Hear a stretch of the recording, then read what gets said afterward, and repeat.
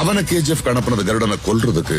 ஆனா அவன் போனது கேஜிஎஃப் ஆள்றதுக்கு. அதுக்கு முதல்ல கருடனை கொல்லணும், காட்ஸ் கிட்ட இருந்து தப்பிக்கணும், எல்லாத்த விட முக்கியமா ஜனங்களை தன் பக்கம் இழுக்கும்.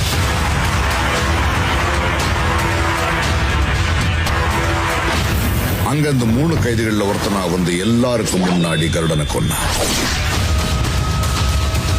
வானரம் காட்ஸ் துப்பாக்கியை பிடிச்சு நின்னப்போ அது வரைக்கும் தலை தூக்க பயந்துட்டு இருந்த ஜனங்க ராக்கி மேல நிக்கிறத பார்த்ததும் காட்ஸ்ங்க தலைகளை மிதிச்சு முன்னேறினாங்க. மக்கள் ராக்கிய சுல்தானா ஏத்துக்கிட்டாங்க. சார், ஒத்தையா வந்து புகுந்து அடிச்ச மான்ஸ்டர்